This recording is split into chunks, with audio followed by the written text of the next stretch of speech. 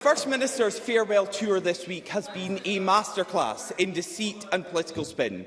She was too busy, far too busy, to appear in front of the Scottish Affairs Select Committee, but somehow managed to eke out time in her schedule to sit down in Loose Women to debate the great offices of state and the matters of state with Janet Street-Porter.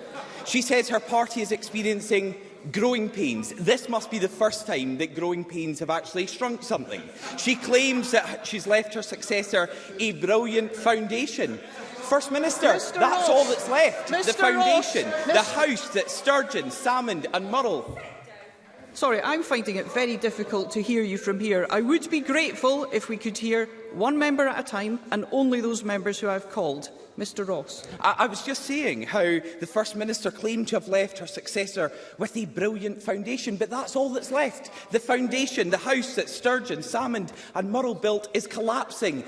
And the SNP have said it themselves. Party President Mike Russell admitted this week they are in a tremendous mess.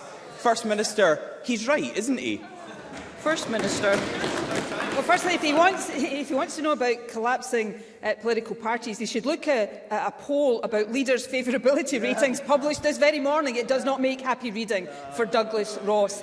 But on the issue of priorities, Presiding Officer, and these are not the issues I would have chosen to go on today, but Douglas Ross has chosen them. So if he wants to talk about priorities, let me point out that I am not the member of this Parliament that missed a veterans' event to referee a football match.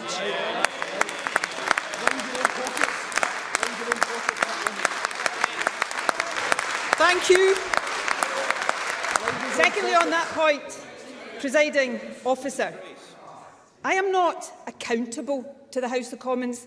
I am accountable to this Parliament. I know Douglas Ross has difficulty deciding which Parliament is more important to Scotland because he's got one foot in each.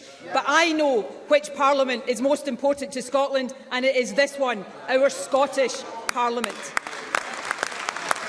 And finally, Presiding Officer, I am proud of the record of the government I have led through some of the toughest times Scotland has faced in recent history. But ultimately, the only people who will cast a verdict on the record of my or future government are the people of Scotland. And in my time as First Minister, they have had 8 opportunities to do that. And on each of these 8 opportunities, they have voted for me, for the SNP and for my government. That's a record I'm very proud to stand on.